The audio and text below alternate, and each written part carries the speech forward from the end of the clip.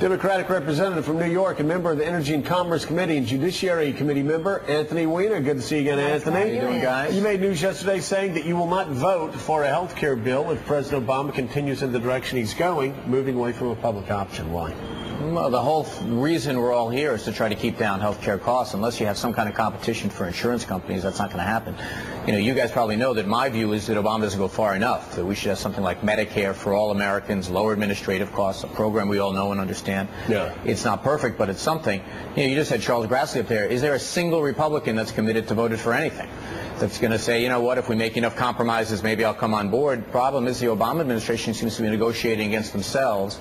And without a public plan, it's almost worse than doing anything. I mean, because then you don't get any cost savings and you miss a great opportunity. We heard Chairman Max Baucus in the Senate say, Finance Committee Chairman say last week that there just aren't enough votes for a public option plan. It will never sell. But you said off air, nobody's got the votes. Well, that's right. Right now, we don't have the votes for just about anything, but we were starting to assemble a rationale for why you need the insurance companies to be brought to bear. And I think the American people are starting to get that. You know, the angry town hall meetings notwithstanding, when you say to people, the insurance companies on their own are going to suddenly give up their 30% in profits and overhead. They're probably not without some competition.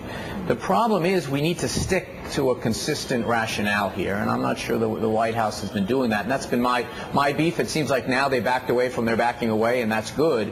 But I don't know what's the point of negotiating with Chuck Grassley, frankly, if he says himself he can't deliver any Republicans. Well, a lot of Democratic House members feel like they've got tire tracks over them. Just like Clinton in 93, 94 with the BTU tax. Yeah, it's not that bad in that, to some degree, you know, we knew that this month was going to be tough. We'd have a lot of explaining to do.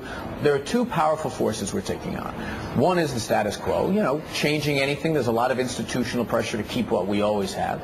But the second is the insurance lobby. You know, these guys are tough. They don't mess around, and frankly, they've done a pretty good job somehow getting people standing up at town hall meetings, defending the poor, downtrodden insurance industry. It's a pretty remarkable thing. Anthony, you really don't believe I mean, you've seen the pictures. You don't believe these people are tools of the insurance industry, do you? Well, I do have people standing up at town hall meetings and saying, you can't provide a strong public plan because then poor insurance companies won't be able to compete.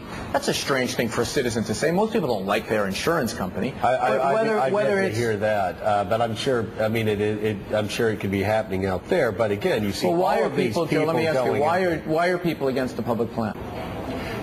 Because they've seen over the past 6 months government grow, they believe, at too rapid of a rate, and they're skeptical. I don't think there's been an explanation of how the government plan is not equal to the government takeover of healthcare, which we all know it's not a government takeover of healthcare. But that's how it sounds right. to people. But I have heard people say repeatedly, well, if the public option is too muscular, the insurance companies won't be able to compete.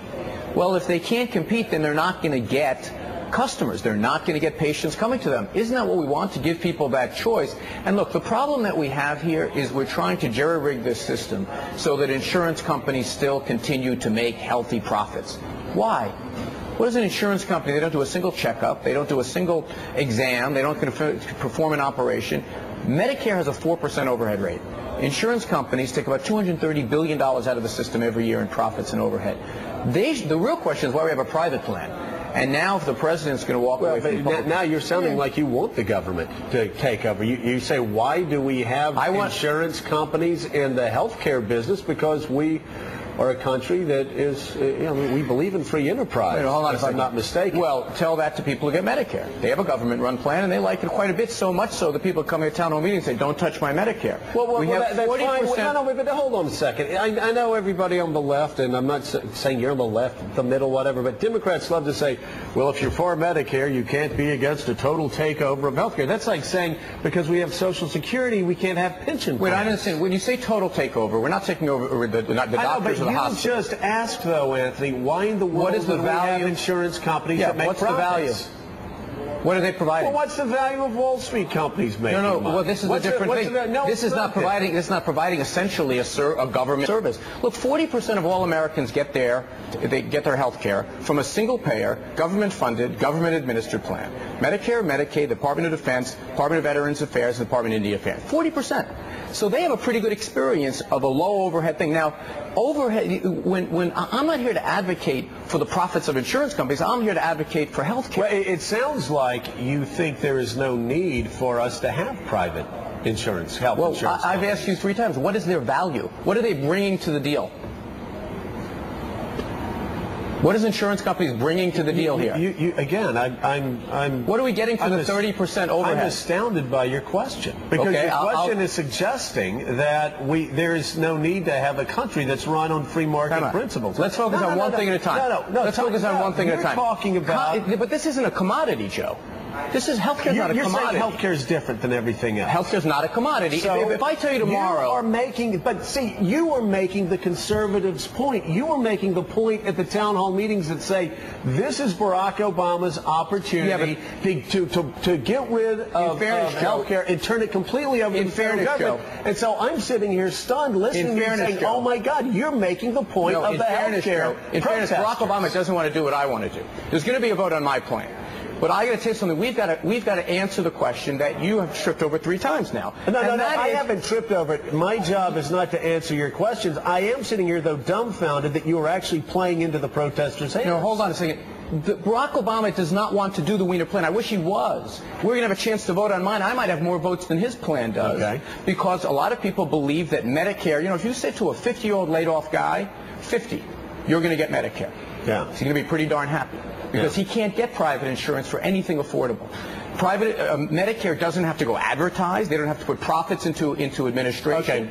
And Joe, I ask you a question. What are health insurance plans doing to produce health care? Just tell me. Health insurance companies. Again, the question, I don't even understand the question other than it's you trying to make the point that we don't need private industry involved in health care at all. You were advocating with us today a complete takeover, Medicare for all Americans. Medicare for all Americans. Government. Only if you think Medicare is a government takeover. Do you? Well, government. Yeah. For 65 and over, is that a government takeover? You're going to have to let me answer the question. Fine.